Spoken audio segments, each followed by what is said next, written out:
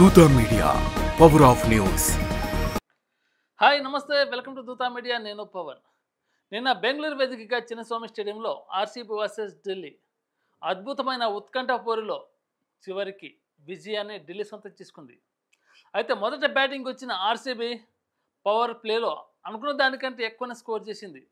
ఇటు ఓపెనర్లు Phil Salt, Virat Kohli 6 ఓవర్లోనే పవర్ ప్లేలోనే అద్భుతంగా రాణించి తర్వాత ఎవరు వచ్చినా కానీ ఖచ్చితంగా 200+ స్కోర్ చేస్తుందనే నమ్మకంతో ఆర్సీ అభిమానులు ఎంతగానో ఉత్కంఠంగా ఎదురు చూశారు.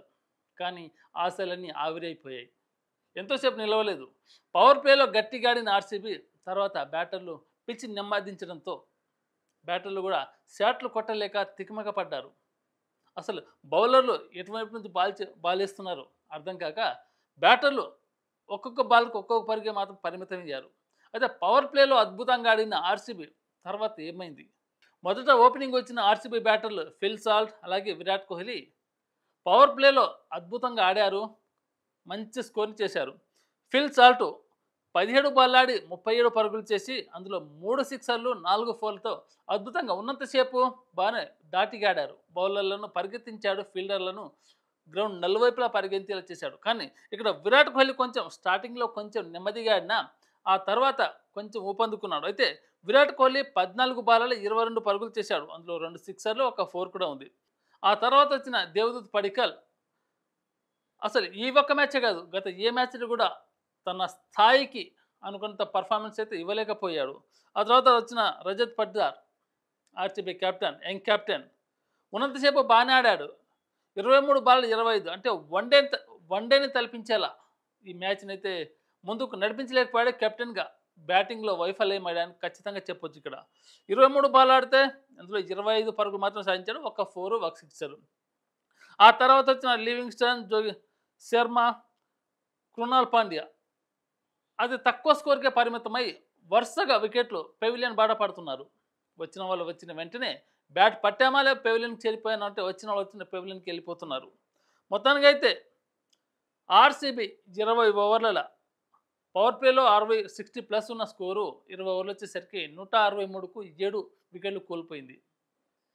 మొదట ఓపెనింగ్ వచ్చిన తర్వాత ఖచ్చితంగా 200+ స్కోర్ అయితే అవుతుంది అనుకున్నా. కానీ పిచ్ నెమ్మదించడంతో అలాగే బౌలర్లు తెలివిగా బౌలింగ్ చేయడంతో ఆర్సీబీ బ్యాటర్లను బెంబెలెత్తించి తక్కువ స్కోర్కే ఆర్సీబీని కట్టడి చేశారు ఢిల్లీ బౌలర్లు. మొత్తానికైతే 20 ఓవర్ల 163 పరుగులు చేసి 7 వికెట్లు కోల్పోయాయి. ఆ తర్వాత వచ్చిన ఢిల్లీ బ్యాటింగ్ చేసి అక్షర్ పటేల్ క్యాప్టెన్సీలో మొదట వచ్చిన వాళ్ళు వచ్చినట్టే పెవిలియన్ చేరుతున్నారు. ఢిల్లీ అది తక్కువ స్కోర్ మా లెక్క కూడా కాదు, వచ్చిన వాళ్ళు వచ్చినట్టే పెవిలియన్ చేరుతుంటే ఇంకా ఢిల్లీకి ఓటమి ఖాయమనుకున్నారు. కానీ ఆ తర్వాత వచ్చాడబ్బా కేఎల్ రాహుల్.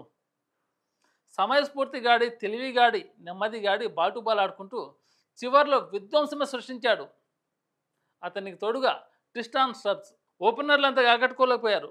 ఈ ఫారెన్ ప్లేయర్లు ఫాఫ్ డు ప్లెసిస్ అలాగే మెగ్రూన్ ఓపెనర్లుగా వచ్చి అతి తక్కువ పరుగులకే పెవిలియన్ చేరారు. ఎందుకంటే ఎక్కడైనా ఓపెనింగ్ భాగస్వామ్యం గట్టిగా ఉంటేనే తర్వాత వచ్చే బ్యాటర్లు నిర్ణయం కొద్దీ ఆలోచన కొద్దీ ఆడతారు. కానీ ఇక్కడ ఓపెనింగ్ జోడిన సరిగ్గా లేకపోతే వచ్చే 1 డౌన్ బ్యాటర్లు, మిడిల్ ఆర్డర్ బ్యాటర్లు ఖచ్చితంగా వాళ్ళపైన ప్రెజర్ ఉంటుంది. మ్యాచ్ గెలిపించే సత్తా వాళ్ళకు ఉంటుంది. ఎందుకంటే ఎప్పుడైతే ఓపెనింగ్ భాగస్వామ్యం పర్ఫెక్ట్గా ఉంటుందో, రన్ రేట్ని జోడిస్తారో అప్పుడు వచ్చే బ్యాట్స్మెన్లు కూడా హాయిగా ఆడుతూ ఆడతారు. కానీ నిన్న జరిగిన మ్యాచ్లో ఢిల్లీ ఓపెనర్లు దారుణంగా విఫలమయ్యారు. ఆర్సీబీ కొట్టిన తక్కువ స్కోర్ అయినా ఢిల్లీ బ్యాటర్లు అంతగానగా ఓపెనర్లు ఆడలేకపోయారు. తర్వాత ఇంపాక్ట్ పేరుకు వచ్చిన అభిషేక్ పోరెల్ ఈ యంగ్ కుర్రాడికి మంచి హిట్టర్గా పేరుంది. వచ్చిన ఇతను కూడా 7 బాలలో 7 పరుగులకే పరిమితమయ్యాడు, పెద్దగా ఆకట్టుకోలేదు. తర్వాత వచ్చిండయ్య కేఎల్ రాహుల్, ఒక సంచలనానికి మారు పేరు కేఎల్ రాహుల్ అని చెప్పుకోవచ్చు. ఈ యొక్క అద్భుతమైన ఇన్నింగ్స్ని తన జీవితకాలం గుర్తుపెట్టుకుంటాడు. ఎందుకంటే అది తక్కువ స్కోర్కే బ్యాక్ టు బ్యాక్ వికెట్లు కోల్పోయాయి. ఎందుకంటే మొదటి వికెట్ 9కి, రెండో వికెట్ 10కి, మూడో వికెట్ 30 పరుగులకి, నాలుగో వికెట్కి 58 పరుగులకి. ఇలా 60 లోపలే 4 వికెట్ పడిపోతే ఇంకా ఢిల్లీ విజయం ఎలా అనుకున్నారు?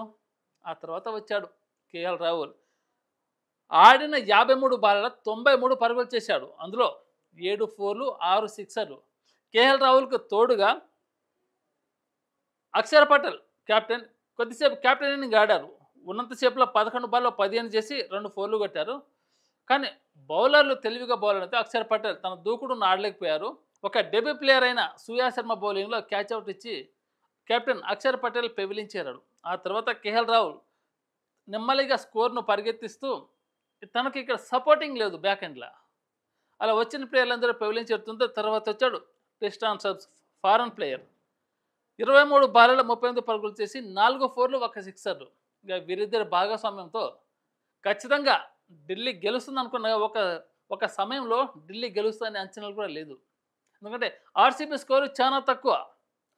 163కి 7 వికెట్లు కోల్పోతే తర్వాత ఢిల్లీ మాత్రం వచ్చిన ప్లేయర్లందరూ ఆడుతూ పెవిలియన్ చేరుతుంటే కేఎల్ రాహుల్ తన జీవితంలోనే ఐపీఎల్ కెరీర్‌లోనే అత్యుత్తమ ఇన్నింగ్ అని చెప్పుకోవాలి ఇది.